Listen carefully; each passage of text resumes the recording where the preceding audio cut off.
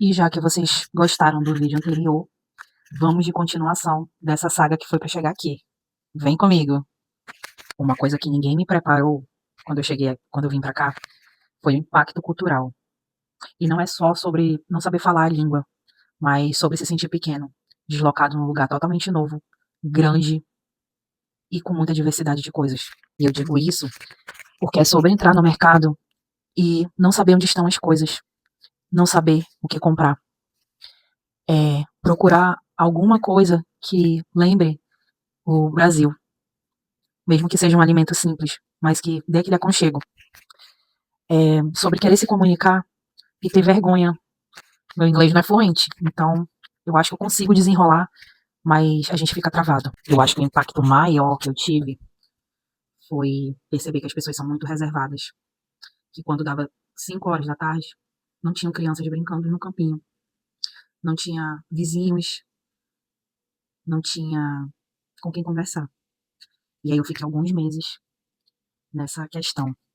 Mas o mais problemático para mim, quando eu cheguei aqui, foi a questão da preocupação com o bebê. Quando a gente chegou aqui, dia 28 de julho, nós estávamos muito felizes. Tínhamos passado alguns perrengues no aeroporto. Como foi minha primeira viagem internacional, é, eu não sabia que não podia colocar alguns produtos na bagagem de mão, que tinha que despachar, e eu não sabia disso. E aí lá no aeroporto pediram para jogar fora ou enviar para alguém, mas não tinha para quem enviar. Aliás, a minha mãe ainda estava no aeroporto, eu liguei para ela e pedi para ela pegar os produtos para não ter que jogar. E aí foi aquele caos. Mas eu consegui ligar para minha mãe, pedir para ela esperar, né? E eu entreguei as coisas para ela. E aí tinha que passar o menino no raio-x, tinha que passar o cachorro. E conseguimos, ficamos num portão de embarque. E aí entramos no avião. Graças a Deus o Frederico veio tranquilo, um pouco assustado, mas deu tudo certo. E quando amanheceu, que nós chegamos em solo americano, foi um sonho. E eu achei que seria perfeito. Mas eu lembrei que nem tudo é perfeito. E aí começou outro caos. Nós ficamos em Miami esperando o Frederico, porque ele ficou de quarentena, foi em observação por 2, 3 dias. E a gente teve que aguardar. E aí pegamos o nosso carro, que já estava próximo. No dia que o Frederico foi liberado, pegamos ele e partimos pra cá, pra cidade onde a gente ia morar. Foi umas 4 horas de viagem. Foi tranquilo. Tava todo mundo cansado, né? E aí fomos pro apartamento anterior, né, que o meu esposo morava. E no outro dia nós tínhamos que sair, porque ele já tinha encerrado o contrato. E ainda bem que ele não tinha muitas coisas, né, de casa, assim, móveis. E aí a gente fez a mudança, colocamos e ele trouxe pra cá, né? E aí a gente ficou no hotel. E aí começou o desgaste. Foi um caos.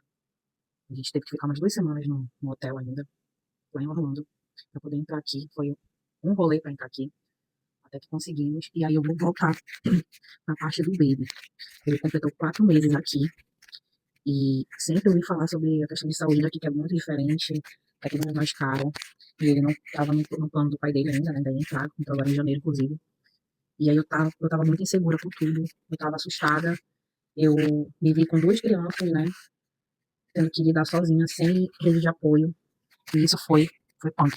Aí eu tive que lidar com a saudade da família, saudade da minha rotina, de que quando eu queria sair, eu pegava um Uber, ou eu ia andando. Eu tive que lidar com a saudade da minha mãe, que era a minha maior rede de apoio. E cheguei a chorar e dizer que eu queria voltar. Isso é sério. Cheguei a falar isso. Eu preferia morar no Brasil, que era próximo da minha família. E o primeiro mês foi terrível, porque eu achava que eu não ia me adaptar. E aí tava próximo das vacinas do bebê. E a gente fez uma videochamada com o médico. E ele disse que não precisava da vacina, alguma coisa assim. Que não era pra se preocupar, que é, até não sei quantos meses não precisava vacina. E aí eu surtei. E aí eu peguei e disse, não, eu tenho que entrar em contato com a antiga pediatra dele, que foi a pessoa que mais me apoiou e que eu confiava. E assim eu fiz.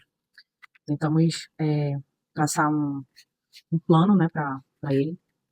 Enfim, fiquei desesperada, parece que as coisas não estavam andando. A única coisa que estava dando certo mesmo foi a escola, que não foi muito problemático para mim entrar. E foi muito fácil, inclusive, eles não exigiram muita coisa, só histórico, né? E aí o Miguel foi pra quinta série aqui e não tinha terminado a quarta lá, né, no Brasil. Mas aqui, conforme a idade dele, foi pra quinta série, então isso foi bem legal. E aí a gente teve muitos estresses, porque a gente teve que começar um outro processo, que já é de casado. A gente casou aqui com 2 semanas, né, fomos no cartório, no órgão aqui, fizemos o casamento. Então, oficialmente, somos casados, né, em território americano. E, e as coisas estavam assim, um estresse, eu já estava falando com estresse, estava muito estressada. E aí teve um dia que eu parei pra respirar e pensei, eu lutei tanto pra estar aqui, a gente lutou tanto pra estar junto, e obviamente não ia ser fácil, mas pelo menos a gente tá junto nessa, né? Então eu decidi respirar e deixar as coisas acontecerem. Mas antes disso, eu me senti muito sozinha. Tiveram dias que eu me senti muito sozinha.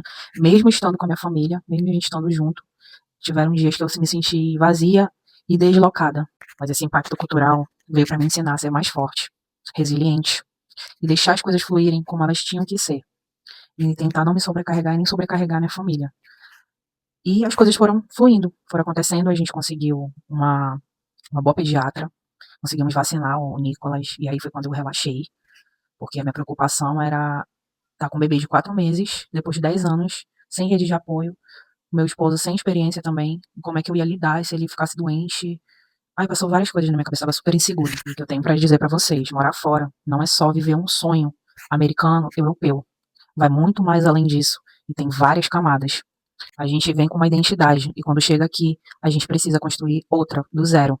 Se reencontrar, se reconectar, ser resiliente, porque a gente vai virar outra pessoa. E nesse meio tempo, o meu esposo ia deixar o Miguel no ponto de ônibus aqui na frente, e ele conheceu alguns brasileiros.